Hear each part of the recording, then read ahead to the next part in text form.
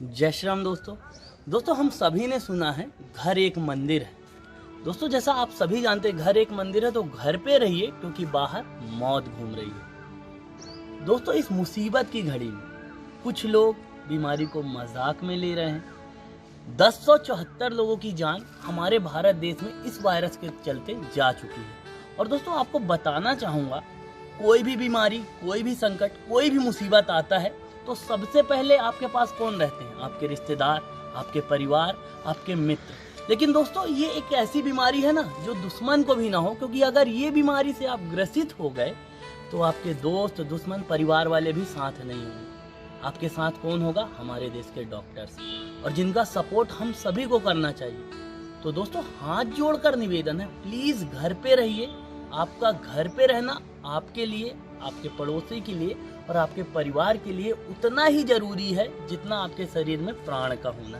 दूसरी बात दोस्तों, आप सभी ने पढ़ा होगा पुलिस की गाड़ियों पर एक उपदेश लिखा रहता है। जी हाँ दोस्तों, पुलिस की गाड़ियों पर एक उपदेश लिखा रहता है, पड़ोसी की रक्षा में अपनी सुरक्षा। और इस बीमारी ने दोस्तों उस उपदेश को बदल कर रख दिया है। अब वह उपदेश बन गया है, पड़ोसी की लापरवाही में है अपनी असुरक्षा। यदि आपके पड़ोस का या आपके जान पहचान वाला कोई व्यक्ति इस बीमारी के दौर पे लापरवाही बरतता है तो वह अपनी जान तो जोखिम में डाल ही रहा है, अपने परिवार की भी डाल रहा है, अपितु वो आपकी जान पर भी संकट पैदा कर रहा है। दोस्तों दूसरी बात मैं सभी लोगों को बताना चाहूँगा, हमारे शहर में, हमारे देश में लोग मास्क लगा लेते हैं और ऐसा फील करते हैं जैसे उन्होंने कर्ण का कवच धारण किया हो। दोस्तों मास्क आपकी सेफ्टी के लिए है, मास्क इसलिए नहीं कि आप मास्क लगाकर कहीं भी घूमने लग जाओ। हमारे डॉक्टर्स लोग पूरी किट पहने होते हैं, 3-3, 4-4 मास्क लगाए होते हैं, फिर भी वह बीमारी से ग्रसित हो रहे हैं। आप लोग क्यों ये नहीं समझ रहे हैं कि वो 20 रुपए, 50 रुपए या 100 रुपए का मास्क आपकी सेफ्टी के लिए तो है, पर इमरजेंसी के लिए आप उसे लगा के ऐसे गली चौक चौराहों पे निकल जाते हो जैसे आपने कर्ण का कवच धारण किया हो और आप बीमारी से ग्रसित नहीं होगे। तो मेरा हाथ जोड़कर निवेदन है, अपने लिए ना सही, अपने परिवार के लिए घर पे रहिए, सुरक्षित रहिए और सेफ रहिए।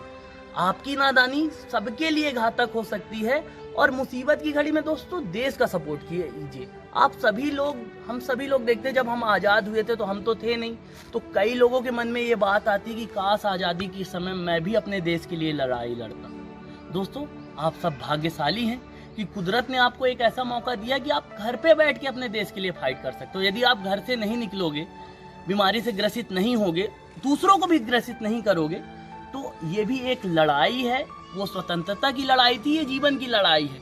इस लड़ाई में आप अपने देश का सपोर्ट कीजिए, अपने देश का साथ दीजिए, क्योंकि बिना हम सबके एक हुए, बिना हम सबके साथ के कुछ भी मुमकिन नहीं है। प्रशासन अपनी तरह से लगा हुआ है। और दूसरी बात दोस्तों, कुछ लोग बोलते हैं कि पीएम रिलीफ फंड या सीएम रिलीफ फंड कहाँ जाता है। दोस्तों आप कभी इंटरनेट पे सर्च करिएगा, अमेरिका में जो भी लोग इस बीमारी से ग्रसित हो रहे हैं ना, वो अपने पैसे से, अपने पॉलिसी से अपना इलाज करा रहे हैं। और हमारे देश में क्या हो रहा है, हमारी सरकारें, हमारा प्रशासन हमारा मुफ्त इलाज करा रही हैं, हमको तरह तरह की सुविधा दे रहे हैं। तो मुझे गर्व है कि मैंने भारत में जन्म लिया और हमारा प्रशासन हमारी जान के लिए हमसे ज्यादा लगा हुआ है कि हम सेफ रहें और सुरक्षित रहें। तो मन में रोष मत लाइए, अपने शासन प्रशासन का सहयोग करिए, और जो कोई भी इस बीमारी से लड़ने में एक छोटा सा कदम भी उठा रहा है, चाहे वह नगर पालिका कर्मचारी हो, डॉक्टर हो, पुलिस प्रशासन हो या कोई भी आपका पड़ोसी, तो प्लीज उसका उत्साह वर्धन कीजिए, क्योंकि इस मुसीबत के दौर में वो रियल हीरो हैं जो आपकी जान के लिए अपनी जान की परवाह नहीं कर रहे हैं। तो प्लीज लोगों का सपोर्ट कीजिए, घर पे रहिए और सुरक्षित रहिए। छोटा भाइयों, यदि कुछ गलत निकल गया हो तो माफ करिएगा। जय माता दी, जय श्री राम।